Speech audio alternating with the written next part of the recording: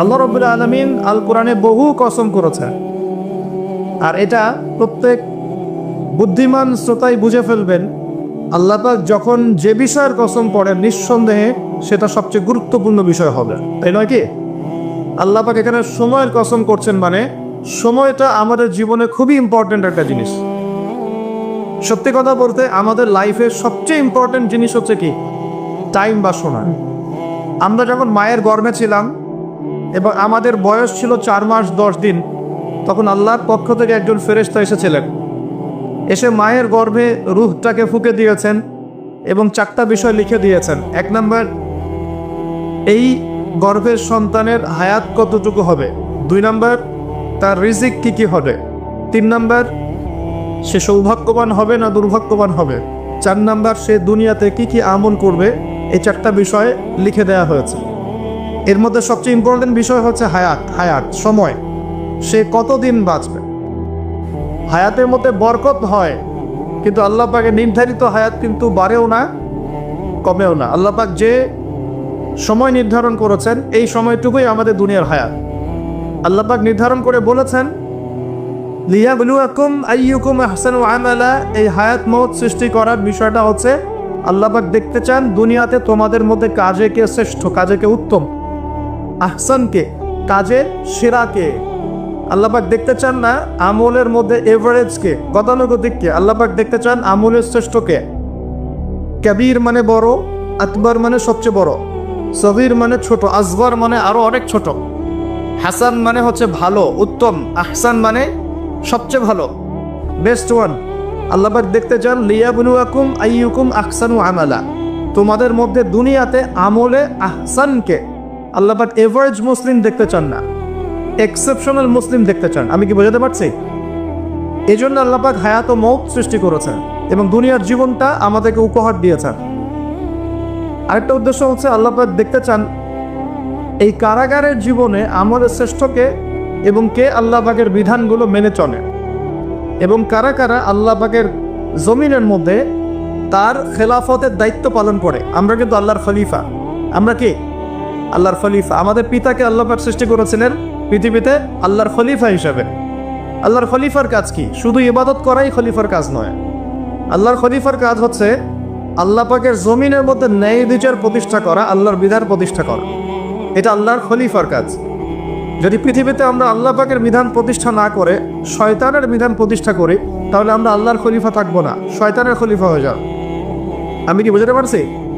আল্লাহ পাক দুনিয়ার এই কারাগারের জীবনটাতে আমাদেরকে নির্ধারিত সময় দিয়েছেন, ওয়াল আসরি, সময়ের কসম। আরেকটা অর্থ এখান থেকে নেওয়া যায়, সেটা হলো আল্লাহ পাক সময়ের কসম করে আমাদেরকে মূলত অতীতকালের দিকে তাকাতে বলছেন। কোন দিকে? অতীতের দিকে। কোরআন খুললে আপনি দেখবেন, আমার সামনে যে কিতাব আছে আল্লাহ পাকের কিতাব আল কোরআনুল কারীম, এই কোরআনুল কারীমকে আপনি 3টা ভাগে ভাগ করতে পারবেন। একটা অংশে গিয়ে দেখবেন এখানে আছে হুকুম আহকাম, কি করা যাবে কি করা যাবে না, কি করতে হবে কি করতে হবে না। দ্বিতীয় অংশে গিয়ে আপনি পাবেন আল্লাহ রাব্বুল আলামিনের তাওহীদ, রিসালাত, আখিরাত, এই বিষয়টা পাবেন। আল্লাহ এক, মুহাম্মদ সাল্লাল্লাহু আলাইহি ওয়াসাল্লাম শেষ নবী, এবং আখিরাত, এর পরের জীবন, এর ধাপগুলো, হিসেব নিকেশ, জান্নাত জাহান্নাম, এগুলো পাবেন। আরেকটা অংশে গিয়ে আপনি পাবেন ইতিহাস। কি পাবেন? ইতিহাস, পূর্ববর্তী নবীগণের ইতিকথা পাবেন। একদম আদম আলাইহিস সালাম থেকে শুরু করে শেষ নবী মুহাম্মদ সাল্লাল্লাহু আলাইহি ওয়াসাল্লাম পর্যন্ত পুরো হিস্ট্রি আপনি কোরআনে পাবেন ইনশাআল্লাহ। আল্লাহ পাক বলে আসরি বলে আমাদেরকে একটু পিছনের দিকে তাকাতে বলছেন, একটা জিনিস লক্ষ্য করতে বলছেন। সেই জিনিসটা কি? সেই জিনিসটা হচ্ছে আল্লাহ পাক লক্ষ্য করতে বলছেন যে আদম আলাইহিস সালাম থেকে শুরু করে শেষ নবী পর্যন্ত, বলেন মুহাম্মদ রাসূলুল্লাহ সাল্লাল্লাহু আলাইহি ওয়াসাল্লাম পর্যন্ত আল্লাহ পাকের একটা কমন সুন্নত দেখা যাচ্ছে। কমন সুন্নত, সাধারণ সুন্নত। কি সুন্নত? প্রত্যেক যুগে যুগেই যারা আল্লাহ পাকের বিধান মেনেছে, তার নবীর আনুগত্য করেছে, আল্লাহ পাক সেই মুমিন মুসলিম বান্দাদেরকে দুনিয়াতেও নাজাত দিয়েছেন, পরকালেও জান্নাত দিয়েছেন। ঠিক আছে কথা? আচ্ছা, আরেকটা সুন্নত হচ্ছে প্রত্যেক যুগে যুগে আদম থেকে নিয়ে শুরু করে মুহাম্মদ সাল্লাল্লাহু আলাইহি ওয়াসাল্লাম পর্যন্ত প্রত্যেক যুগে যুগেই যে বা যারাই আল্লাহর কথা শোনে নাই, আল্লাহর বিধান মানে নাই, তার নবীর আনুগত্য করে নাই, আল্লাহ পাক দুনিয়াতেও ধ্বংস করেছেন, আখিরাতেও ধ্বংস করেছেন। এই সুন্নতটা ইতিহাসে একদম কমন। আমি এক্সাম্পল দিয়ে বুঝাচ্ছি। নূহ আলাইহিস সালামের যুগে চলে যান, একটু খেয়াল করে দেখেন 950 বছর দাওয়াত দেওয়ার পরে মাত্র 40টা বা 80টা পরিবার ইসলাম কবুল করেছে। আল্লাহ পাক এই সারা দুনিয়ায় সেই 80টা পরিবারকেই বাঁচিয়ে রাখলেন, নিষ্কৃতি দিলেন, উদ্ধার করলেন, বাকি সবাইকে ডুবিয়ে মেরে দিলেন।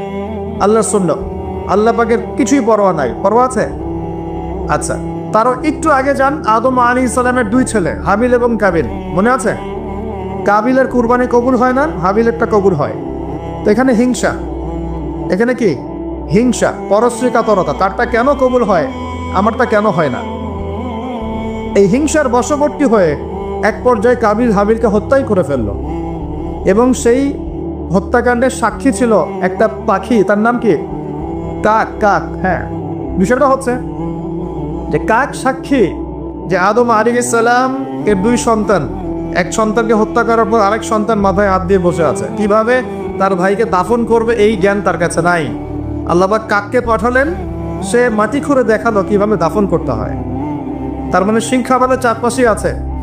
শিক্ষা গ্রহণ করার জন্য সবসময় টেক্সট বুকের প্রয়োজন হয় না। শিক্ষা গ্রহণ করার জন্য সবসময় টেক্সট বুকের প্রয়োজন হয় না। এই ডারউইনের মতবাদের প্রয়োজন হয় না। শিক্ষা গ্রহণ করার জন্য একটু দূরদর্শিতাই যথেষ্ট। বহু মানুষ এই পৃথিবীতে বেঁচে আছেন যাদের অক্ষর জ্ঞান নাই, লিটারাল জ্ঞান নাই, কিন্তু তারা অনেক বেশি অভিজ্ঞতা সম্পন্ন আছেন না? আচ্ছা, এমনকি আমাদের প্রিয় নবী মুহাম্মদ রাসূলুল্লাহ সাল্লাল্লাহু আলাইহি ওয়াসাল্লাম কিন্তু এই আক্ষরিক জ্ঞান আর আলিফ বা তা সা এগুলো লিখতে পড়তে জানতেন না। এদিকে আপনারা জানেন আল্লাহ পাক তাকে শেষ নবী করেছেন, এবং আমরা তাকে বলি তিনি উম্মি। উম্মি মানে হচ্ছে অক্ষর জ্ঞানহীন। কিন্তু এই পৃথিবীর সবচাইতে জ্ঞানী মানুষ, ইতিহাসের শুরু থেকে শেষ পর্যন্ত সবচাইতে জ্ঞানী মানুষ হচ্ছে মুহাম্মদ রাসূলুল্লাহ সাল্লাল্লাহু আলাইহি ওয়াসাল্লাম। অক্ষর জ্ঞানী সবকিছু নয়। সিগনেচার করতে পারলেই এই আপনার একটা জাতি জ্ঞানী হয় না। সাক্ষরতার হার বাড়লেই একটা জাতি জ্ঞানী হয় না। একটা জাতি জ্ঞানী হয় তখন যখন তার ভিতরে আধ্যাত্মিক পরিবর্তন আসে, যখন তার ভিতরে মানবিক গুণগুলি ইনস্টল হয়, যখন সে মানবতার কল্যাণে কাজ করতে পারে, যখন সে খারাপ পথে যায় না, ন্যায়ের পথে থাকে, অন্যায়ের পথে যায় না, তখন সে ভালো হয়। অক্ষর জ্ঞান সব কিছু নয়। আর আমরা এখন পাশের হারটাকে বেশি ফোকাস করি। কত পার্সেন্ট পাশের হার, কত পার্সেন্ট শিক্ষিত, এটা বড় কথা নয়, কত পার্সেন্ট পাশের হার। পাশের হার সব কিছু নয়। একটা দেশ আছে এখনো পৃথিবীতে, তার নাম ভুটান। কি নাম? বলা হয় যে পৃথিবীর সবচেয়ে সুখী দেশগুলোর মধ্যে একটা হচ্ছে ভুটান। তারা কিরকম জানেন? কৃষিকাজ করে, হ্যাঁ কৃষিকাজ করে, দিন আনে দিন খায়, চাষাবাদ করে, ফসল ফলায়, যে ফসল খাওয়া দাওয়া পথ করার পরে যেটা বেঁচে যায় সেটা এক্সপোর্ট করে। কেউ কারোর সাথে হানাহানিতে যায় না। হ্যাঁ, ছোট ছোট ছোট পরিবার বিভক্ত, গোত্রীয়, সেখানে গোত্রীয় বিভাগ আছে, কিছু পলিটিশিয়ানরাও আছেন, কিন্তু কারোর সাথে কোনো হানাহানি কাটাকাটি এইসব নেই তারা। পৃথিবীর সবচেয়ে সুখী দেশগুলোর তালিকায় ভুটানকে বলা হয় একটা দেশ। যে শিক্ষা নিলেন কাবিল কার কাছ থেকে? কাকের কাছ থেকে। এখানে একটা হাদিস মনে পড়ে যায়, শেয়ার করি। নবী সাল্লাল্লাহু আলাইহি ওয়াসাল্লাম বলেছেন, এই পৃথিবীতে প্রথম হত্যাকাণ্ড সংগঠিত করেছিল কাবিল। এজন্যই এই পৃথিবীতে যত মানুষকে অন্যায়ভাবে হত্যা করা হবে, বিনা কারণে অন্যায়ভাবে হত্যা করা হবে, এই সমস্ত খুনের যে পাপ, এই পাপের একটা অংশ কাবিলের আমল নামায় যুক্ত করা হবে। বলি নাউজুবিল্লাহ। সপ্তাহে জারিয়া যেমন আছে, আরেকটা টার্ম আছে, সেটা হলো গোনাহে জারিয়া। এটা কি? একটা মাদক দ্রব্যের বার ফেলেছেন, আপনি মারা যাওয়ার পরেও যদি মানুষ মাদক খেতে থাকে, কবরে শুয়ে শুয়ে গোনা পাবেন ইনশাআল্লাহ। একটা গান গেয়েছেন যেখানে আজে বাজে মিউজিক আছে, বা আজে বাজে শিরকি কথা আছে, কুফুরি কথা আছে, মানুষকে আপনার আল্লাহ থেকে দূরে সরাচ্ছে। যত মানুষ সেই গান গাবে এবং শুনবে, আপনার মৃত্যুর পরেও কবরে শুয়ে শুয়ে সেই গোনা পাবেন ইনশাআল্লাহ। একজন মানুষ সিনেমা হল করেছে এবং সেখানে নগ্ন ছবি প্রদর্শন করা হয়। আর এখনকার বেশিরভাগ সিনেমাতেই নগ্ন ছবি দেখানো হয়, কারণ এখন অনলাইনে ঢুকলেই মনে হয় এই জগৎ সমান সমান যৌনতা, মানে এই পৃথিবীটাই মানে যৌনতা, সবখানেই যৌনতা। এমনকি একটা স্যান্ডো গেঞ্জি কিনতে যাবেন, সেখানেও দেখবেন একটা নগ্ন মেয়ের ছবি দিয়ে রেখে দিয়েছে, মানে সব যৌনতা। তো এই যে সিনেমা হলটা করেছেন, যত মানুষ এখানে সিনেমা দেখবে, যদি আপনি মারাও যান, যত মানুষ সিনেমা দেখতে থাকবে, এই গুনার একটা অংশ আপনার কবরে অটোমেটিক ট্রান্সফার হতে থাকবে ইনশাআল্লাহ। এভাবেই যদি আপনি মাদ্রাসা করেন, যত মানুষ পড়বে, আগামীতে শিক্ষিত হবে, দিনের জ্ঞান অর্জন করে মানুষের মধ্যে দাওয়াতের কাজ করবে, সমস্ত নেক আমলের একটা অংশ আপনি পাবেন ইনশাআল্লাহ। একটা মসজিদ করেছেন, মসজিদে ইনভেস্ট করেছেন, একটা মসজিদ করে দিয়েছেন, এই মসজিদে যত মানুষ নামাজ করবে ইনশাআল্লাহ আপনি এর একটা নেকির ভাগিদার হবেন ইনশাআল্লাহ। আপনি একটা বই লিখেছেন অথেন্টিক সুন্দর, এই বই যত মানুষ করে উপকৃত হবে, আপনি কবরে শুয়ে শুয়ে নেকি পাবেন ইনশাআল্লাহ। ভালো কিছু বলেছেন, ভালো লেকচার দিয়েছেন, যত মানুষ শুনবে, আমল করবে, জীবন পরিবর্তন করবে ইনশাআল্লাহ, আপনি কবরে শুয়ে শুয়ে নাকি পাবেন ইনশাআল্লাহ। এটা সবচেয়ে সেরা ইনভেস্ট, সবচেয়ে সেরা ব্যবসা। আল্লাহ পাক আমাদেরকে এ ধরনের ব্যবসা বেশি বেশি করার তৌফিক দান করেন। এখানে একটা প্রশ্ন আসবে যে হাবিলকে কেন কাবিল হত্যা করলো? উত্তর হচ্ছে হিংসা। উত্তরটা কি? এই কাবিলের সুন্নত কিন্তু 1400 বছর না, 1400 বছর তো নবীর যুগই চলে গেছে। আসলে এই লক্ষ লক্ষ বছরের পরেও কাবিলের এই সুন্নত কিন্তু শেষ হয়ে যায় নাই, এখনো কিন্তু হাবিল কাবিলের সুন্নত সমাজে আছে। যখনই দেখা যাবে যে কেউ কোনো ভালো কাজ করছে, ভালো কিছু হচ্ছে, তখন এক শ্রেণীর কাবিল অটোমেটিক বের হয়ে যাবে যারা এই হাবিলের পিছনে লেগে যাবে। কথা ঠিক কিনা? প্রতিটা সেকশন এটা আছে।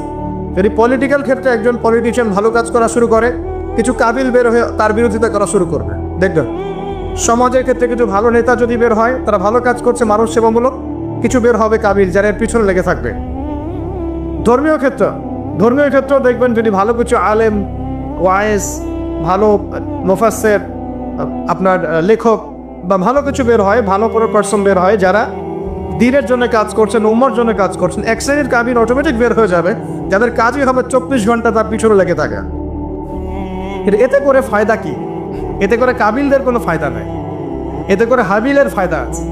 কিরকম ফায়দা? হাবিল কি বলছিল? হাবিল বলছে যে তুমি যদি আমাকে মারার জন্য হাত প্রশস্ত করো, আয়াতটা পুরো দেখেন সূরা মাইদার মধ্যে আছে, শুরুর দিকেই আছে, তুমি যদি আমাকে হত্যা করার জন্য হাত প্রশস্ত করো, আমি কখনো তোমাকে হত্যা করার জন্য হাত বাড়াবো না। এটা হাবিলের কথা।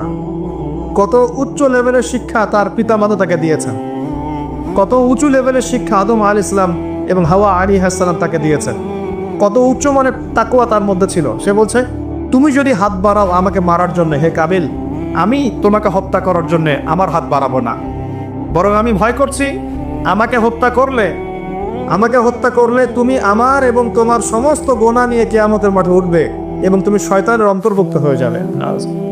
তাহলে কাবিল কি শেষমেশ এই দলে পড়ে নাই? এই দলেই পড়েছে। আল্লাহ পাক আমরা সবাইকে হাবিল হওয়ার তৌফিক দান করুন, আর দৃশ্য অদৃশ্যের কাবিলদের থেকে আল্লাহ পাক হেফাজত করবে বলে। আর এখানে একটা সুন্নত আল্লাহ পাকে দেখেন, সময়ের কসম, খেয়াল করেন যে ওই সময়ও আল্লাহ পাক হাবিলকে রক্ষা করেছেন, পরকালে জান্নাত দিয়েছেন। কাবিল কিন্তু জান্নাতে যাচ্ছে না, তার ঘাড়ের মধ্যে নিজের ভাইয়ের হত্যার অপরাধ আছে। নবী পরিবারের সন্তান হওয়া সত্ত্বেও তার পরিণতি কিন্তু ভালো হলো না। খেয়াল করেছেন কি? আচ্ছা, এবার সামনে যান। নূহ আলাইহিস সালামের জীবন তো দেখলেন। এই 80টা পরিবারকে আল্লাহ পাক হেফাজত করলেন, বাকি সবাইকে ডুবিয়ে মারলেন। আমরা যারা এখন পৃথিবীতে বেঁচে আছি, এই 800 কোটি বা 1000 কোটি মানুষ, কোনো না কোনোভাবে কিন্তু আমরা সবাই এই 80টা পরিবারেরই সন্তান। কথা বুঝতে পারছেন না মনে হয়? এই যে বিশ্ব ভ্রাতৃত্বের কথা বলি না আমরা, এই বিশ্ব ভ্রাতৃত্বের কথা তো পশ্চিমারা বলে মানুষকে দেখানোর জন্য, কথার কথা বলে। সত্যিকারের বিশ্ব ভ্রাতৃত্ব শিখতে হলে কোরআন পড়তে হবে। সত্যিকারের বিশ্ব ভ্রাতৃত্ব শিখতে হলে কোরআন পড়তে হবে। কোরআন বলছে এই যে পরিবারগুলোকে আল্লাহ পাক বাঁচিয়েছেন, যদি উপত্যকায় এই নৌকা গিয়ে ঠেকেছে, ওই নৌকায় যারা ছিলেন তাদেরকে দিয়ে পরবর্তীতে পৃথিবী আবাদ করা হয়েছে। নূহ আলাইহিস সালামের 4 সন্তান ছিলেন। কয় সন্তান? একজন হচ্ছে শাম। কি নাম? শাম। এই শাম এর বংশধর হচ্ছে এই যে মিডল ইস্টের মানুষরা, মধ্যপ্রাচ্যের যে মানুষরা আছে, এরা শামের বংশধর। এক ছেলের নাম হাম। হাম ছিল কালো বর্ণের, মানে ব্ল্যাক স্কিন। এই হামের বংশধর হচ্ছে আফ্রিকান কন্টিনেন্টে যে মানুষগুলো আছে, আফ্রিকান কন্টিনেন্ট, এই যে কালো কালো মানুষগুলো, তারা কিন্তু হামের বংশধর। একজন হচ্ছে ইয়াফাস। ইয়াফাস হচ্ছে ওই ইউরোপিয়ান যারা, এরা হচ্ছে ইয়াফাসের বংশধর, সাদা চামড়া। আর একজন সন্তান ছিল, তার নাম সম্ভবত কেনান। এই সন্তান নৌকায় ওঠে নাই। সে বলেছিল, তার বাবা তাকে ডাকছিল, নৌকায় আসো, আল্লাহর আযাব থেকে আজকে কেউ বাঁচাতে পারবে না। সে বলছে যে আমি পাহাড়ে উঠে যাব, পাহাড় আমাকে সেভ করবে। নবী পরিবারের সন্তান হওয়ার পরেও এই কেনান পানিতে ডুবে মারা গেল। আল্লাহ পাক তাকে বললেন হে নূহ লাইসা মিন আহলিক, সে তোমার পরিবারের কেউ না। নূহ আলাইহিস সালাম বলছেন আল্লাহ সে আমার সন্তান, তাকে মাফ করে দাও। আর আল্লাহ পাক বলছেন লাইসা মিন আহলিক, সে তোমার পরিবারের কেউ না। মানে আল্লাহর হুকুম আহকাম না মেনে চললে নবী পরিবারের সন্তান হয়েও কেউ আল্লাহর গজব থেকে বাঁচতে পারবে না।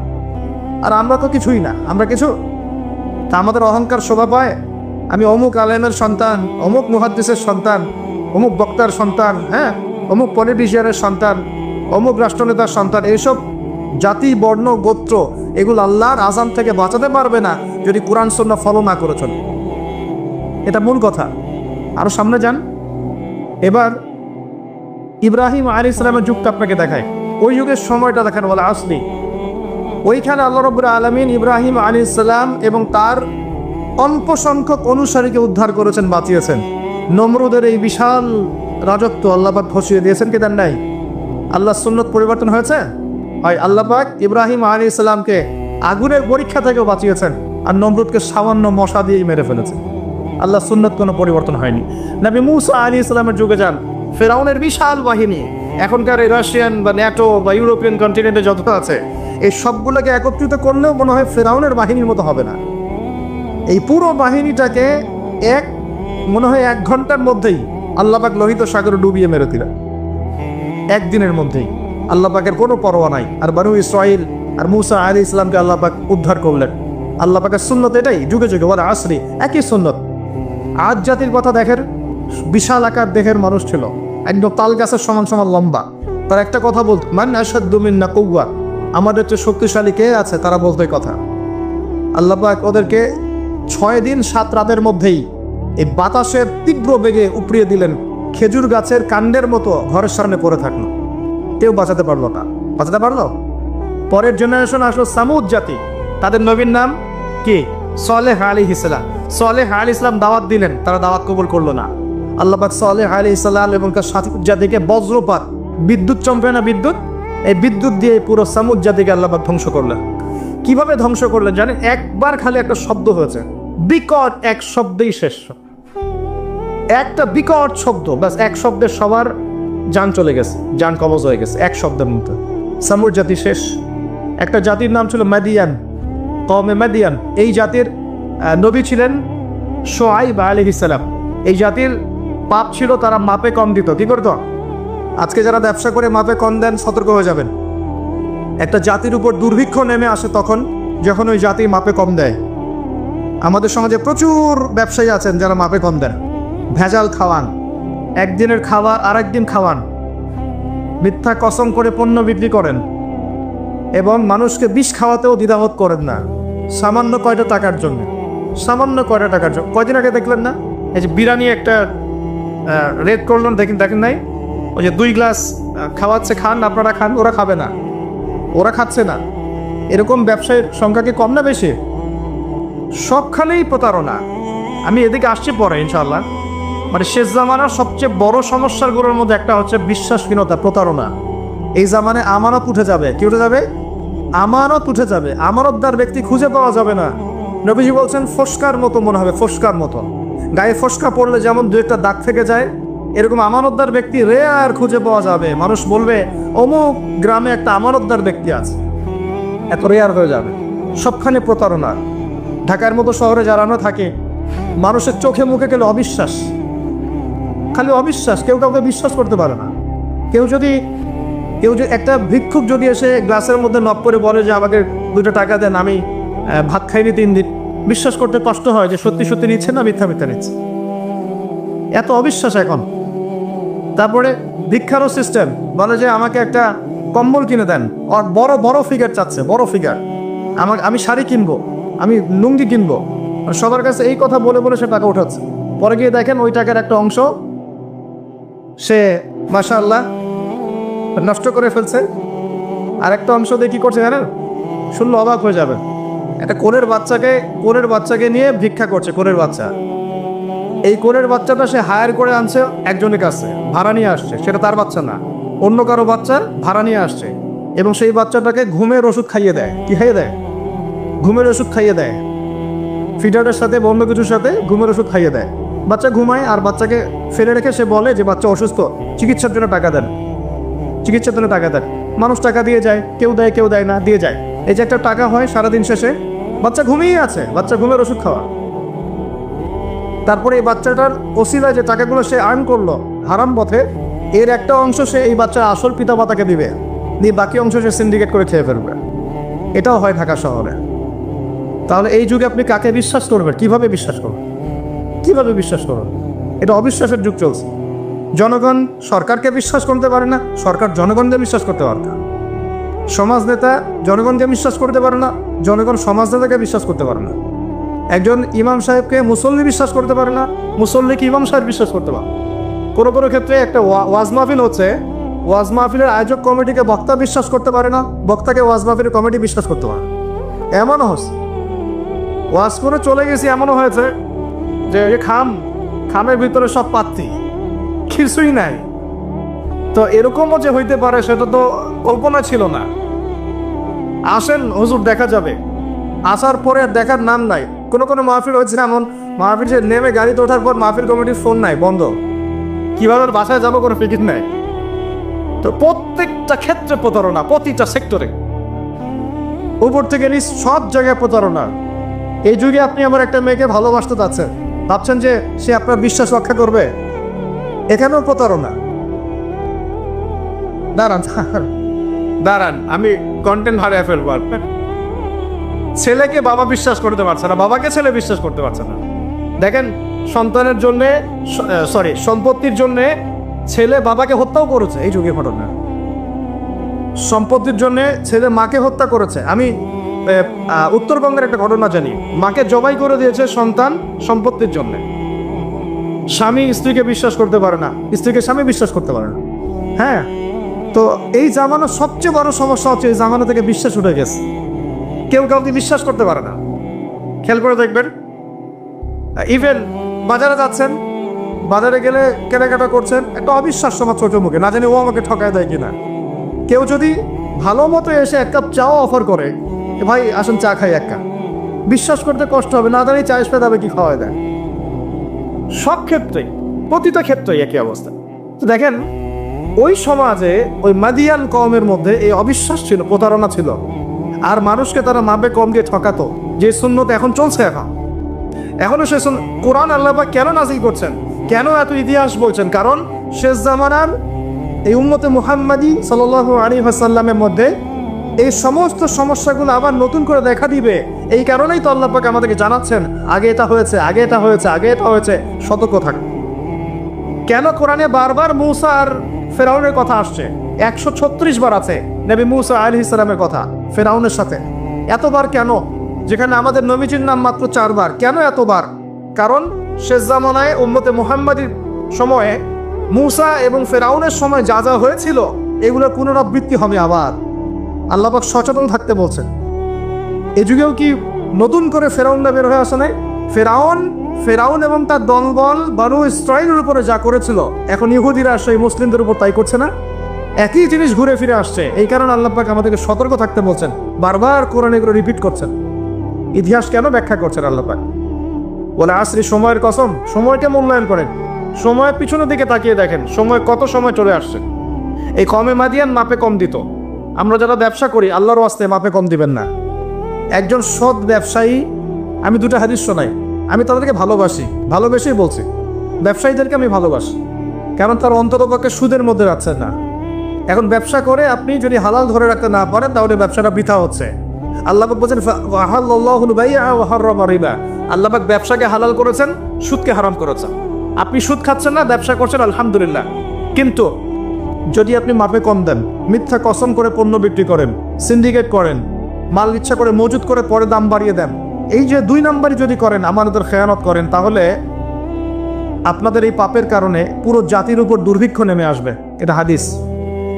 আর যদি আপনি সৎ ব্যবসায়ী হতে পারেন, নবী সাল্লাল্লাহু আলাইহি ওয়াসাল্লাম বলেছেন, নবীদের সাথে, শহীদদের সাথে আপনার হাসর হবে ইনশাআল্লাহ।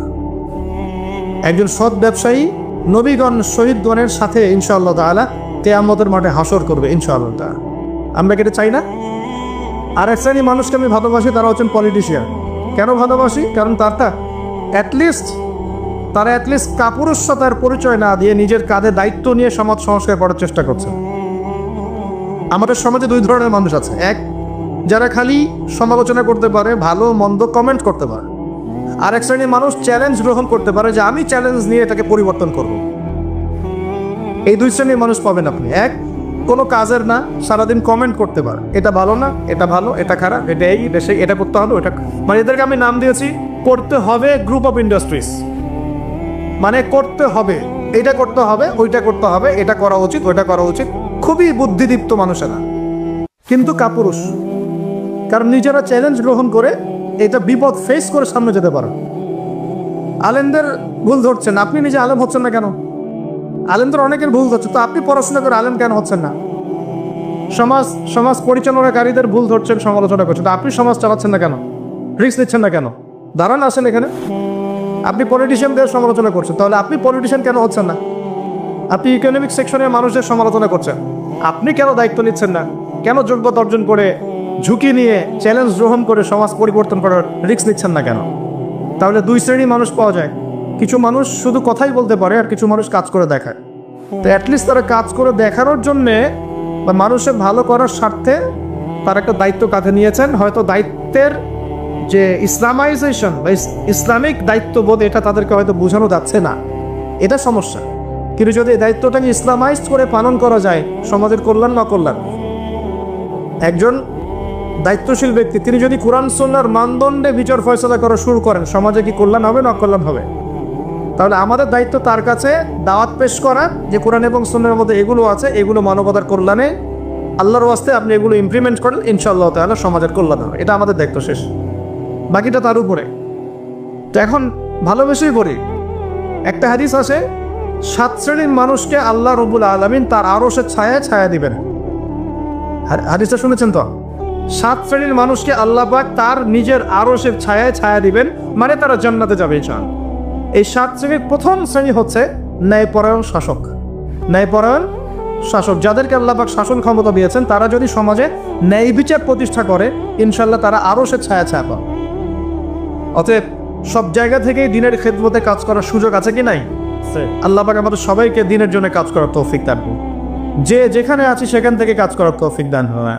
প্রিয় ভাইরা, এভাবে ইতিহাস বলতে থাকলে রাত 1টা বাজবে। শর্ট করছি, ঈসা আলাইহিস সালামের যুগে আসে, ওখানে একই সুন্নত দেখবেন। অল্প মানুষ ইসলাম কবুল করেছে, আল্লাহ পাক তাদেরকে বাঁচিয়েছেন। বেশিরভাগ করে নাই, তাদেরকে আল্লাহ পাক ধ্বংস করে দিয়েছে। নবী মুহাম্মদ সাল্লাল্লাহু আলাইহি ওয়াসাল্লামের যুগে আসে আবু জাহেল, আবু লাহাব, উতবা, সাইবা, এদেরকে আল্লাহ পাক কিন্তু ধ্বংস করে দিয়েছেন। আর নবী সাল্লাল্লাহু আলাইহি ওয়াসাল্লাম তার সাহাবীদেরকে আল্লাহ পাক সম্মানিত করেছেন। ওয়াল আসরি, সময়ের কসম, আল্লাহ পাক দেখাচ্ছেন আমাদেরকে প্রত্যেক যুগে যুগেই। খেয়াল করেন, প্রত্যেক যুগে যুগে ইতিহাসের শুরু থেকে শেষ পর্যন্ত যারাই আল্লাহ পাকের বিধানগুলো মেনে চলবে, তার নবীর আদর্শ মেনে চলবে এবং আল্লাহর বিরুদ্ধাচরণ করবে না, ইনশাআল্লাহ আল্লাহ পাক দুনিয়াতেও সফল করবেন, পরকালেও জান্নাত দিবেন ইনশাআল্লাহ তাআলা। আর প্রত্যেক যুগে যুগে যারাই আল্লাহ এবং তার রাসূলের বিরুদ্ধাচরণ করবে, নবী রাসূলের আনুগত্য করবে না, আল্লাহর বিধান মানবে না, দুনিয়াতেও ধ্বংস করবেন, পরকালে আযাব দিবেন ইনশাআল্লাহ। এই সুন্নতের কোনো ব্যতিক্রম হবে না। আল্লাহ পাক আমাদের সবাইকে এই কথাটা বোঝার তৌফিক দান করুন। এবারে সময় বা মহাকারের কসম আল্লাহ পাক আরেকটা কারণে করেছেন, যুবক ভাই আপনি বোঝেন।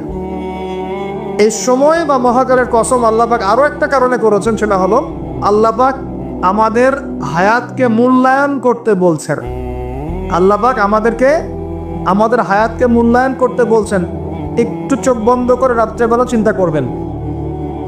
মনে করেন আপনার হায়াত 60 বছর। কত বছর? মনে করেন, ফর এক্সাম্পল, চোখ বন্ধ করবেন, আজকে বাসায় গিয়ে ঘুমানোর সময় দোয়া দরুদ করে চোখটা বন্ধ করে ভাববেন, আদনান ভাই কথাটা বলে গেছে, একটু ভাবি। এইটুক যদি ভাবতে পারেন আজকে বাসায় গিয়ে, আজকে ওয়াজ আমার সফল ইনশাআল্লাহ। এই যে 200 কিলো আসছি, আবার 200 কিলো যাবো, ইনশাআল্লাহ সফল। কি ভাববেন প্রিয় ভাই? আমিও কিন্তু তরুণ, আমি কিন্তু বুড়া হয়ে যাই নাই। বুড়া হয়ে গেছে এখনো?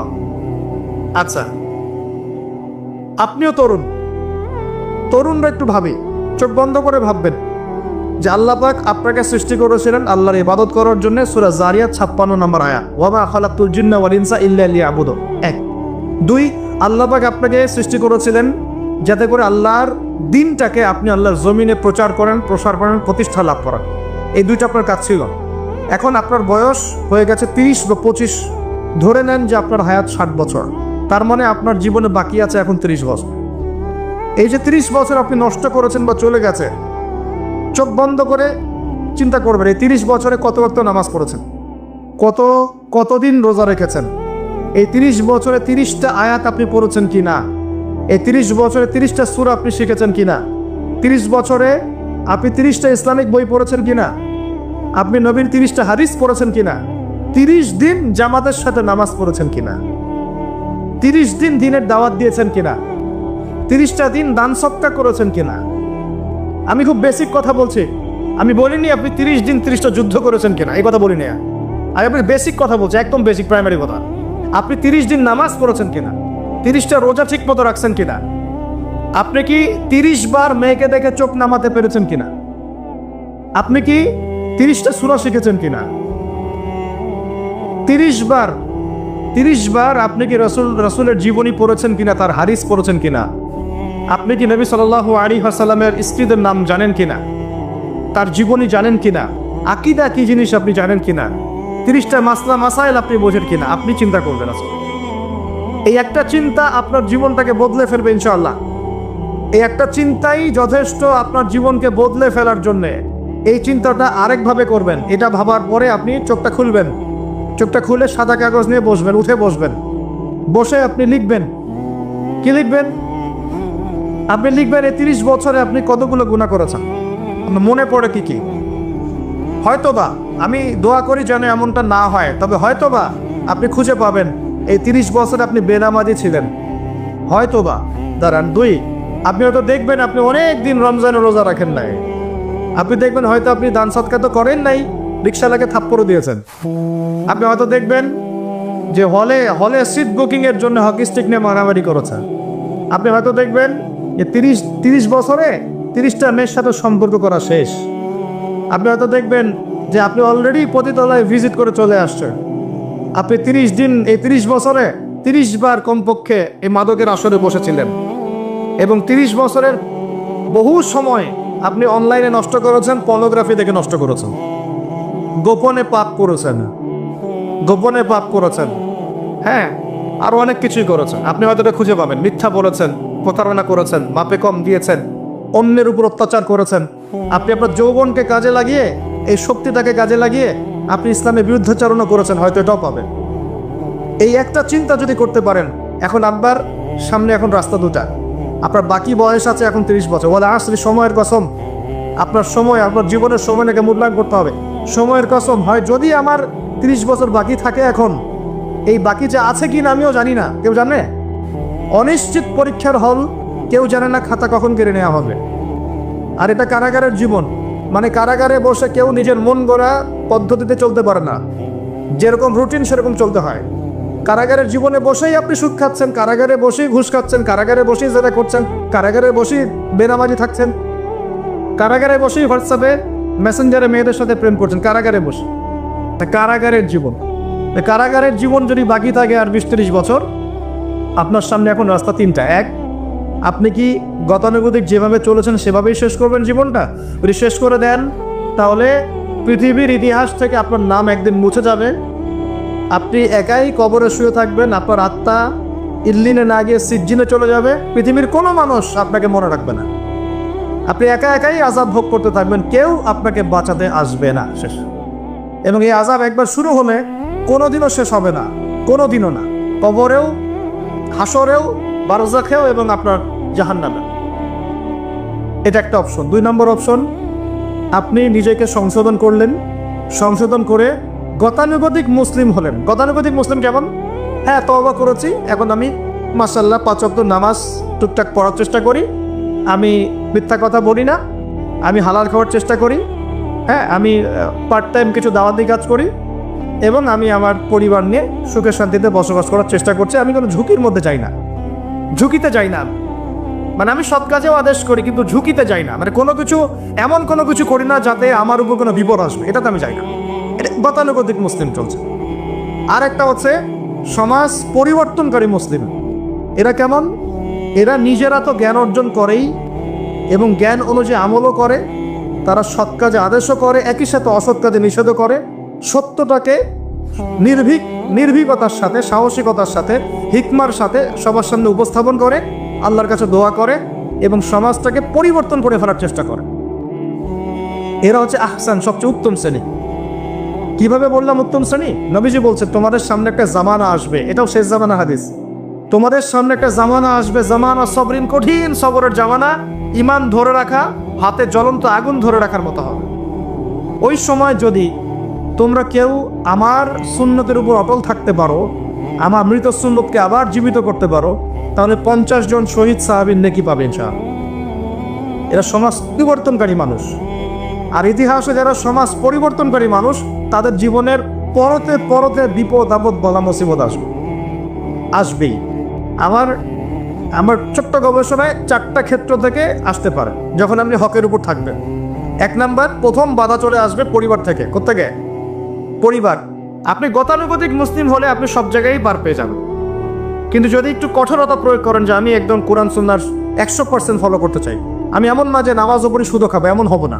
আমি নামাজও পড়বো শুধু খাবো না, আমি রোজাও রাখবো, আমি যাকাতও দিব, আমি হজ উমরাও করবো, আল্লাহর বিধানের প্রতি শ্রদ্ধাশীলও থাকবো, চেষ্টা করবো ইসলামটা প্রসার করার প্রতিষ্ঠার চেষ্টা করবে। তখন আপনার প্রথম বাধা আসবে পরিবার থেকে।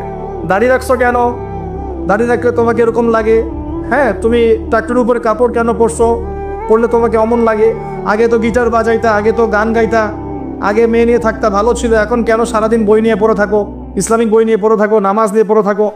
হ্যাঁ, কি পরিবর্তন হলো! বাবা মার টেনশন, এখন পিতামাতার টেনশন। কেউ এরকম অ্যাডভার্টাইজ বানিয়ে টিভিতে দেখাচ্ছে, এগুলা দেখেন নাই? আগে ছেলে ভালো ছিল, হঠাৎ করে কি পরিবর্তন হয়ে গেল। হ্যাঁ, সুবহানাল্লাহ। আল্লাহর পথে ফিরে আসা মানুষের ক্রাইটেরিয়াগুলো মেনশন করে বলছে, এগুলো দেখা গেলে যোগাযোগ করবেন স্থানীয় কর্তৃপক্ষের সাথে, ওই ছেলের মতো সমস্যা আছে। আস্তাগফিরুল্লাহ। একজন ব্যক্তি গিটার বাজাতো, গান গাইতো, মাদকের সাথে ছিল, মেয়ে নিয়ে ফুর্তি করতো, সেখান থেকে এসেছে নামাজ পড়ছে, এই জন্য কি সে জঙ্গি হয়ে যাবে? এখন সে মাশাআল্লাহ কোরআন তেলাওয়াত করছে, কোরআন বোঝার চেষ্টা করছে, আলেম ওলামার কাছে গিয়ে পরামর্শ করছে, হাদিস পড়ছে, এই জন্য কি সে জঙ্গি হয়ে গেছে? পশ্চিমারা যা গিলায় আমরা তাই গিলি। পশ্চিমারা যা গিলায় আমরা তাই গিলবো কেন? ওদের কাছে কিসের জ্ঞান আছে? পশ্চিমাদের কাছে কোরআনের জ্ঞান আছে, হাদিসের জ্ঞান আছে। ও সিলেক্ট করে দিবে যে কোনটা জিহাদ আর কোনটা জঙ্গিবাদ। আশ্চর্য একটা ব্যাপার। কোরআন এবং সুন্নাহর চর্চা যদি মুসলিমরা করে, তাহলে কি তারা সন্ত্রাসী হয়ে যাবে? ওরা তো চাইবেই যেন আমরা এই কাজগুলো না করি। ওরা তো চাইবেই যাতে আমরা কোরআন সুন্নাহর চর্চা না করি। ওরা যা বলে সেই ভাষায় আমরা কথা বলা শুরু করেছে। ওরা বলছে, একটু পরে আমি বুঝাচ্ছি আপনাদেরকে, ওরা বলেছে যে জ্ঞান সেটাই, ভালো করে বোঝেন, জ্ঞান সেটাই যেটা পরীক্ষা নিরীক্ষা, যুক্তি বিজ্ঞান, দর্শন দিয়ে লাভ করা যায়। আর আমরা বলছি আল্লাহর ওহী হচ্ছে চূড়ান্ত জ্ঞান। আল্লাহর ওহী কি? চূড়ান্ত জ্ঞান। এই যে জ্ঞানতাত্ত্বিক পার্থক্য, ওরা যা দেখে না তাতে বিশ্বাস করে না, এই কারণে তারা জিনে বিশ্বাস করে না, আত্মায় বিশ্বাস করে না, আল্লাহ বিশ্বাস করে না, ফেরেশতায় বিশ্বাস করে না, পরে আগের আসমানে কিতাবে বিশ্বাস করে না, নবী রাসূলে বিশ্বাস করে না, কবরের আযাব, জান্নাত জাহান্নাম, মিজান, পরিচালক, কোনো কিছু বিশ্বাস করে না। কেন করে না? ওদের এপিস্টেমোলজি হচ্ছে, জ্ঞানতাত্ত্বিক দর্শন হচ্ছে যা দেখি না বিশ্বাস করি না। আর ওই দর্শনটা আমরা কাট পেস্ট করে নিয়ে আমাদের ছোট ছোট বাচ্চাদেরকে এখন বিলাচ্ছে এইগুলো। এখন ওই দর্শন কেন ফলো করবো আমরা? আমাদের দর্শন হচ্ছে চূড়ান্ত জ্ঞান কার পক্ষ থেকে আসে? আল্লাহর পক্ষ থেকে আসে। আল্লাহ যা সত্য বলেছে তাই সত্য, আল্লাহ যা মিথ্যা বলেছেন তাই মিথ্যা। আল্লাহর ওহী চূড়ান্ত সত্য মিথ্যার মানদণ্ড, মানুষের যুক্তি বিজ্ঞান দর্শন নয়। এই জায়গায় তো পার্থক্য, সে করেই তো পার্থক্য। এই জ্ঞানতাত্ত্বিক সংজ্ঞায় পার্থক্য বলেই তো আপনাকে ডারউইনের মতবাদ পড়াচ্ছে, কারণ সে তো বিশ্বাসই করে না যে মানুষকে আল্লাহ সৃষ্টি করেছেন। আর আমরা বিশ্বাস করি আদম আলাইহিস সালামকে সৃষ্টি করেছেন কে? অতএব এই মতবাদের আমাদের কোনো প্রয়োজন নাই, কারণ আমরা তো জানি কোরআনে আল্লাহ পাক এটা বলেছেন। যে জানে না, যার কাছে কোরআন নাই, যার কাছে হাদিস নাই, তার ওই মতবাদের প্রয়োজন আছে, আমার তো নাই। তো ওরা যা বলে আমরা তাই গেলার চেষ্টা করি। ওরা এগুলো সংজ্ঞা শিখিয়ে দিয়েছে যে মুসলিম যুবকরা এরকম করলে তারা খারাপ হয়ে যাবে, এখন বাস এটা প্রচার করা বাস। আশ্চর্য বিষয়। আমরা তো চাইবো প্রত্যেক ঘরে ঘরে কোরআনওয়ালা মানুষ তৈরি হোক, হাদিসওয়ালা মানুষ তৈরি হোক, নামাজি হয়ে যাক সবাই, তাহলে সমাজে শান্তি আসবে। একজন নামাজি ব্যক্তি বেশি ভদ্র হয় না বেনামাজি ভদ্র হয়? বলেন। তা নামাজ মানুষকে শৃঙ্খলা শেখায় না? কোরআন মানুষকে মানবতা শেখায় না? কোরআন সুন্নাহর কোনো জায়গায় কি বলা আছে নিরপরাধ কোনো মানুষকে হত্যা করতে হবে? বরং আমি তো একটা আয়াত বললাম, কেউ যদি একজন মানুষের জীবন বাঁচায়, সূরা মাইদা আল্লাহ পাক বলছেন, কেউ যদি একজন মানুষের জীবন বাঁচায় সে যেন পুরো মানব জাতিকে বাঁচালো, বলি আলহামদুলিল্লাহ। আর কেউ যদি কোনো মানুষকে অন্যায়ভাবে হত্যা করে সে যেন পুরো মানব জাতিকে হত্যা করে। একটু খেয়াল করে দেখেন, সারা বিশ্বে যত মানুষকে হত্যা করা হচ্ছে মুসলিম কান্ট্রিগুলোতে, সিরিয়া, ইয়েমেন, প্যালেস্টাইন, আফগান তো চলে গেল, তারপরে আপনার ইরাক, লিবিয়া, জর্ডান, লেবানন, ঠিক আছে, ওই যে রোহিঙ্গা, তারপরে উইঘুর, মুসলিমদেরকে যেখানে যেখানে হত্যা করা হয়েছে, এখানে মানবতা বিরোধী অপরাধ হয়নি? এটাকে সন্ত্রাসবাদ বলা যায় না? এটা ওদের জঙ্গিবাদ নয় কি? আরে প্রকৃত অর্থে সন্ত্রাসী এবং জঙ্গি কারা? মুসলিমরা না ওরা? যখন নিরপরাধ মাসুম বাচ্চাদেরকে বোম মেরে হত্যা করা হয়, মা বোনদেরকে ইজ্জত নষ্ট করা হয়, আমাদের মুসলিম ভাইদেরকে পাখির মতো গুলি করে হত্যা করা হয়, তখনই মতামত থাকে না? তো এদের কাছ থেকে আমাদেরকে শিখতে হবে কোনটা ন্যায় কোনটা অন্যায়। এগুলো চলতে থাক, কিন্তু এই চলা ইনশাআল্লাহ তাআলা বেশি দিন সাস্টেইন করবে না ইনশাআল্লাহ। কারণ আমরা শেষ জামানার ছাত্র, আমরা জানি যে এই জুলুম ইনশাআল্লাহ তাআলা এই বিশ্বের বেশি দিন থাকবে না ইনশাআল্লাহ। অচিরে আল্লাহ রাব্বুল আলামিন এমন প্রজন্ম আনবেন, এমন নেতা আনবেন যাকে আল্লাহ পাক বলছেন তার নাম হবে মাহদি, এবং তার নাম মুহাম্মদ, তার টাইটেল মাহদি। বাবার নাম আব্দুল্লাহ, মায়ের নাম আমিনা। মুহাম্মদ সাল্লাল্লাহু আলাইহি ইসলামের বংশধর থেকে একজন।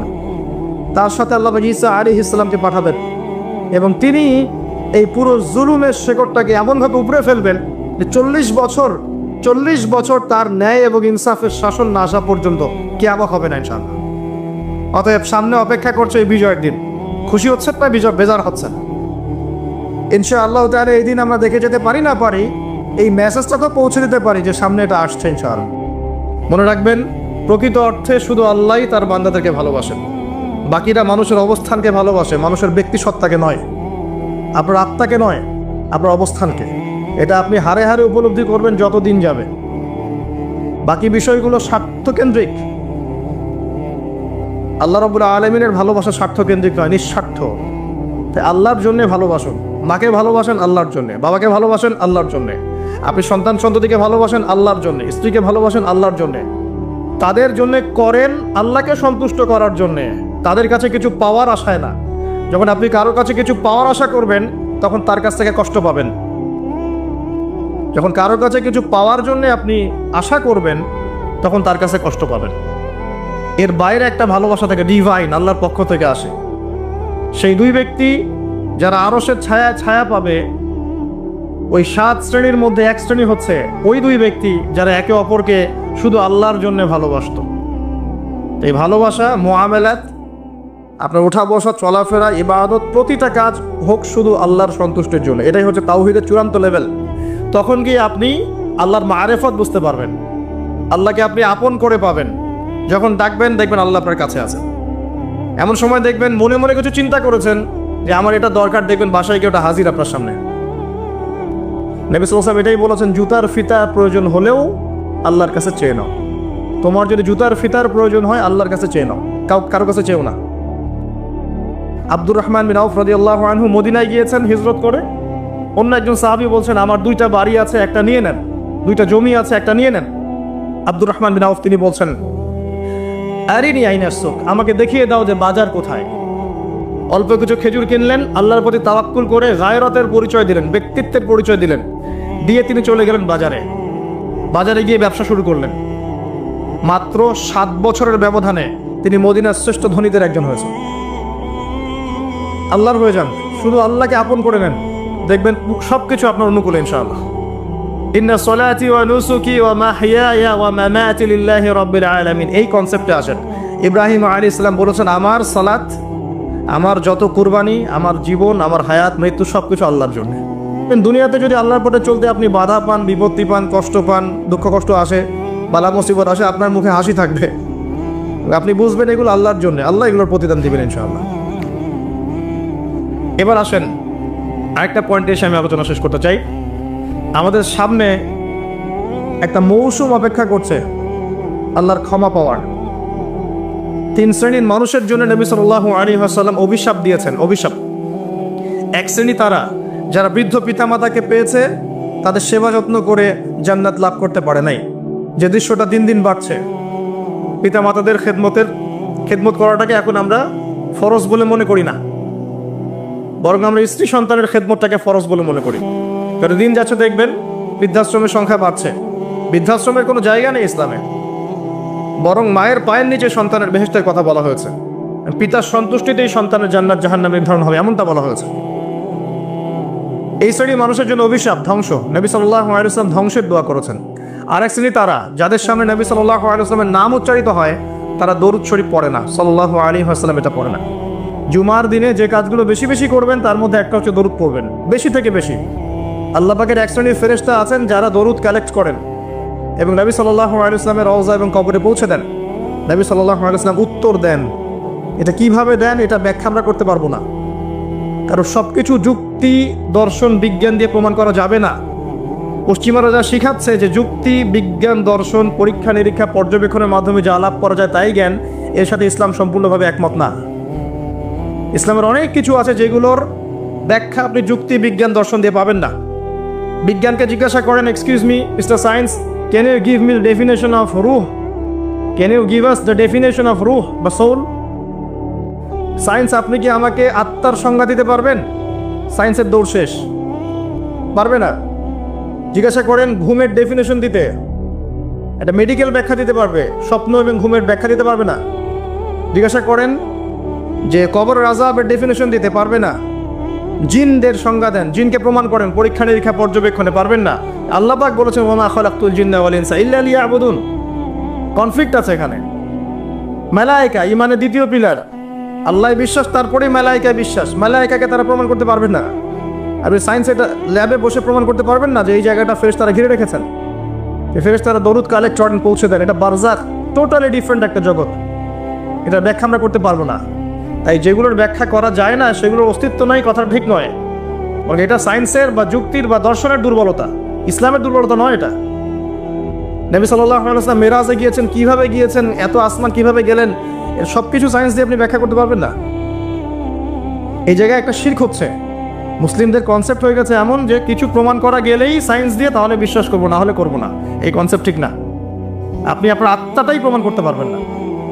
এটা কঠিন না, তরল না, বায়বীয় না, কি কোথায় থাকে, মৃত্যুর সময় কোথায় যায়, একটা ডেড বডি আর আমার মধ্যে কি পার্থক্য? আত্মার পার্থক্য না?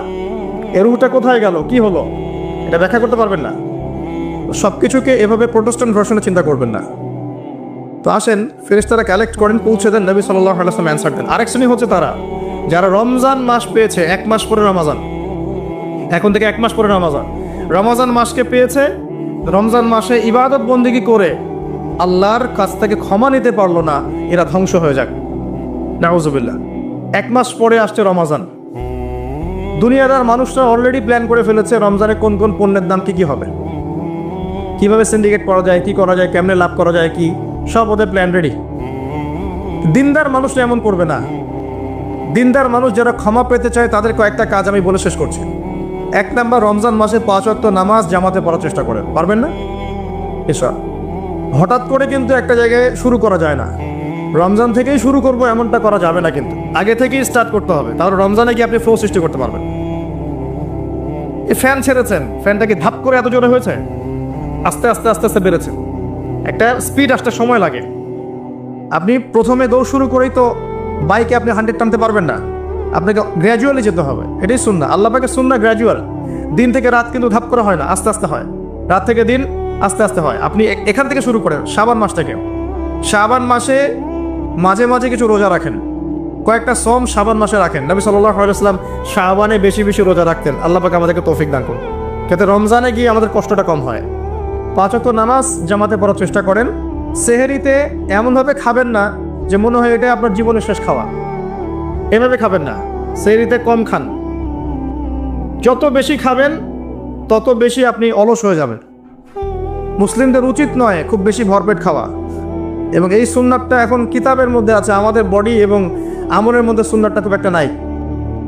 যত বড় আশেকে রসুল দেখবেন তত বড় ভুঁড়ি, এটাই বাস্তবতা। আমরা ভোগবিলাসী হয়ে গেছি আর কি। এটা আখিরুজ জামানের সাইন। নবী সাল্লাল্লাহু আলাইহি ওয়াসাল্লাম বলেছে শেষ জামানে এক শ্রেণী মানুষ আসবে যাদের উঁচু ভুঁড়ি থাকবে, ঠেস দিয়ে বসে থাকবে এবং আরাম প্রিয় হবে। হাদিসের পাতায় পাতায় এগুলো আছে, কি বলা নাই হাদিসে। ঈসা ইবনে মারইয়াম যখন আসবেন সিরিয়ার দামেস্কের সাদা মসজিদের মিনারের উপরে, তখন তার মাথা দিয়ে টপ টপ করে পানির ফোঁটা পড়বে, এটাও হাদিসে বলা আছে। মাসিহুদ দাজ্জালকে তিনি কোথায় মারবেন, কোথায় হত্যা করবেন, সেটাও হাদিসে আসছে, প্যালেস্টাইনের বাবেলুদ নামক জায়গায়। কি নাই ইসলামের? সব কিছু আছে। মানতে পারি না সেটা ডিফারেন্ট বিষয়, কিন্তু স্বীকার করতে হবে যে আছে, ইনশাল্লাহ জান্নাত যাওয়া যাবে। মানতে পারি না, আমল করতে পারি না, প্রতিবন্ধকতা আছে, সেটা আল্লাহ পাক এক্সকিউজ নিবেন হয়তোবা, কিন্তু আগে স্বীকার করতে হবে, আকীদা ঠিক করতে হবে যে হ্যাঁ এখানে সলিউশন আছে। আল্লাহ পাক এতটুকু করার তৌফিক অন্তত আমাদেরকে দান করুন। ইফতারেও কম খাবেন, ইফতারে সারাদিন রোজা রেখে বেশি খাবেন না। খেতে হলে পেটের 1 ভাগ খান, 1 ভাগ ফাঁকা রাখেন, আপনি ইবাদত করে স্বাচ্ছন্দ্য বোধ করবেন। ইফতারে বেশি খেলে তারাবির নামাজ পড়তে পারবেন না, এবং তারাবি জামাতে পড়ার চেষ্টা করবেন। তারাবি সালাতে সুন্দর করে লম্বা করে পড়ার চেষ্টা করবেন, সময় লাগুক 1 ঘন্টা 2 ঘন্টা। সবচেয়ে উন্নত মানের হাফেজকে রাখবেন, যার তেলাওয়াত শুনলে নামাজে মনোযোগ বাড়ে, সুমধুর তেলাওয়াত করবে, পুরো কোরআন খতম করবে। আমরা মনোযোগের সাথে তারাবি পড়বো ইনশাআল্লাহ। তারাবি সালাতের মাঝখানে দোয়া করবেন, সেজদায় বেশি বেশি দোয়া করবেন, রমজান মাসে দোয়া কবুল হয়। রোজা রাখা অবস্থায় বেশি বেশি দোয়া করবেন, নিজের জন্য, পরিবারের জন্য, আত্মীয় স্বজনের জন্য, দেশের জন্য, উম্মার জন্য, সবার জন্য দোয়া করবেন। দোয়ার মধ্যে সাম্প্রদায়িক হবেন না, স্বার্থপর হবেন না, সবার জন্য দোয়া করতে শেখেন। আল্লাহ পাক আপনার দোয়া বেশি বেশি কবুল করবেন ইনশাআল্লাহ। রমজান মাসে জাকাতগুলো দিয়ে দিবেন। জাকাত হচ্ছে ইসলামিক ইকোনমিক্সের বেস, জাকাতটাই বেস। শুধুমাত্র একটা কাজ যদি করতে পারতাম আমরা, এটা যাদের ক্ষমতা আছে তারা যদি কখনো মূল্যায়ন করে হয়তোবা উপকার হবে। এই দায়িত্ব আমাদের না, আমাদের দায়িত্ব শুধু প্রচার করা। শুধু যদি জাকাতটা কালেক্ট করা যেত একটা সিস্টেমেটিক ওয়েতে, বাংলাদেশে এমনও মানুষ আছে যার একজনের জাকাতের টাকা দিয়ে 100টা পরিবার চলবে, এবং এটা প্রতি বছর আসবে, 1 বছর না, প্রতি বছর নিসাব পরিমাণ সম্পদ হলেই জাকাত আসবে। এবার একটা হিউজ ক্যাপিটাল আমাদের তৈরি হতো। এটা দিয়ে আপনি বড় বড় মেগা প্রজেক্ট করতে পারতেন। দুর্ভাগ্যজনক, এটাতে আমরাই জাকাত দিতে চাই না। অনেক মুসলিম আছে নামাজ পড়ে জাকাত দেয় না, অনেক মুসলিম আছে নামাজ পড়ে সুদ খায়, নামাজ পড়েই ঘুষ খাচ্ছে, নামাজ পড়েই দুর্নীতি করছে। নামাজি ব্যক্তি, কপালের সেজদার দাগ আছে। আমি এমন দেখেছি আমার সাথে আল্লাহ রাস্তায় সময় দিয়েছে তাবলিগে, বোনের সম্পত্তি দেয়নি, বোনের হক দেয়নি, বোনকে বুঝিয়েছে যে তুমি না নিলে তো এটা নেকির কাজ, তুমি ছেড়ে দিলে এটাই নেকির কাজ, সওয়াব হবে তোমার। তা আমরাও কম না ভাই, তো আগে নিজে ভালো হই, মানুষের ভালো নিয়ে পরচিন্তা করি। আলাইকুম আনফুসাকুম, নিজের নফসের খবর নেই। মানুষকে সংশোধন করা অনেক কঠিন বিষয়, নিজে সংশোধন না হলে মানুষকে সংশোধন করা যায় না। এটাই আমাদের সমস্যা, আমরা আগে নিজেরটা চিন্তা না করে মানুষেরটা চিন্তা করি। আল্লাহ পাক আমাদেরকে বোঝার তৌফিক দান করুন, বক্তা শ্রোতা সবাইকে আমল করার তৌফিক দান করুন। রমজান মাসে আরও কিছু কাজ করুন, বেশি বেশি ইফতার করাবেন, বেশি থেকে বেশি মানুষকে ইফতার করাবেন, পারা যাবে ইনশাআল্লাহ। একজন রোজাদারকে ইফতার করালে ওই ব্যক্তি রোজার নেকি আপনি পাচ্ছেন, এবং আপনার নেকি থেকে কাটা হবে না, বরং আপনাকে এক্সট্রা বোনাস দেওয়া হবে। প্রত্যেকদিন মসজিদে আসর থেকে মাগরিব পর্যন্ত দার্সে হাদিসের ব্যবস্থা করেন। এই যে আপনাদের এখানে মুনতাখাব হাদিস বই আছে না, মুনতাখাব হাদিস, ফয়জুল কালাম, তারপরে এই যে রিয়াদুস সালেহিন, এই বইগুলো আছে, মিশকাত, এখান থেকে দার্স দিবেন। আসর থেকে মাগরিব পর্যন্ত এগুলো চলবে। মাগরিবে মানুষ আসবে, এখানে সবাই মিলে ইফতার করবে, করা যাবে না? ইফতার করাবেন, পরিবেশ বসা থাকবে। ইফতার যারা বাসায় করবেন, আমার অনুরোধ হচ্ছে পরিবার বর্গকে সাথে নিয়ে ইফতার করেন, যাতে ছোট ছোট বাচ্চারা দেখে যে আমরা এভাবে ইসলামিক সংস্কৃতি দেখে বড় হয়েছে। এখন এক একটা পরিবার এক একটা জগৎ, একটা ছাদের নিচে 10টা জগৎ, 10 জনের হাতে 10টা ফোন, এক একজন এক একটা ঘরে, ফোনের মধ্যে এক একটা ওয়ার্ল্ড, এক একটা জগৎ, কারোর সাথে কারো কথা নাই, আত্মকেন্দ্রিকতা। আর পাশে কে ফ্ল্যাটে কে আছে এটা দেখার সময় নেই। তো পরিবারের সদস্যদেরকে নিয়ে ইফতার করেন। আরেকটা নসিহত করব, রমজানের যে বাজার, এই বাজারটা আগেই করে রাখেন। রমজান মাসে বেশি বেশি বাজারে যাবেন না, সময় নষ্ট করবেন না, বেশি বেশি কোরআন তেলাওয়াত করবেন। রমজান মাসে কোরআন তেলাওয়াত এজন্য করবেন, কোরআন এই মাসেই নাজিল হয়েছে, অন্তত একটা বার খতম দেওয়ার চেষ্টা করুন, পারা যাবে? আলিফ লাম মিম থেকে একদম মিনাল জিন্নাতি ওয়ান নাস পর্যন্ত প্রত্যেকদিন 1 পারা করে পড়েন, 30 দিন 30 পারা হয়ে যাবে, পারা যাবে না? যারা হাফেজে কোরআন আছেন এই মাসে কোরআনটাকে হিফজ করবেন, আরও ভালো করে চর্চা করবেন। যারা আরও বড় স্কলার আছেন কোরআনকে গবেষণা করবেন, কোরআনের দার্স দিবেন, মানুষকে কোরআনের কথা বলবেন। এটা একমাত্র কিতাব যার মধ্যে প্রতিটা বিষয়ের সলিউশন আছে। এবং এটা মানুষের ভিতর ঢুকে গেলে আপনাকে তখন তরোয়ারির জোরে ইসলাম আর কায়েম করতে হবে না। ইসলাম এভাবে কায়েম হয়েও নাই, মানুষের মন পরিবর্তনের মধ্য দিয়ে ইসলাম কায়েম হয়েছে। তো কোরআন মানুষের ভিতরে ঢুকিয়ে দেন, অটোমেটিক দেখবেন সে আল্লাহর পথে চলে আসবে ইনশাআল্লাহ। এটাই মূল কাজ, জ্ঞানতাত্ত্বিক কাজটাই মূল, মানুষকে জ্ঞানী করাটাই মূল কাজ। আমরা বেসিক কাজ করতে চাই না, বড় বড় স্বপ্ন দেখি। বেসিক কাজ দেখবেন 5 ওয়াক্ত নামাজ পড়তে চাই না, যাকাত দিতে চাই না, কোরআন তেলাওয়াত করতে জানি না, বাসায় পর্দা নাই, হালাল রিজিক নাই, কিন্তু বড় বড় কথা বলি। ব্যক্তি জীবন ঠিক করা উচিত আগে, বড় বড় কথা অনেক পরে। এগুলো সময় না এখন, প্রাইমারি লেভেলের কাজ ঠিক নাই, ভিত্তি ঠিক নাই, আপনি বাড়ি বানাবেন কিভাবে? রমজান মাসে কোরআন তেলাওয়াত করেন, বেশি বেশি আল্লাহ জিকির করেন। হিসনুল মুসলিম একটা বই আছে, হিসনুল মুসলিম, বইটা মুখস্থ করে ফেলেন। বইয়ের মধ্যে প্রচুর জিকির দেওয়া আছে, দোয়া দেওয়া আছে, এগুলো করেন রমজান মাসে, আল্লাহ আপনার দোয়া কবুল করবেন ইনশাআল্লাহ।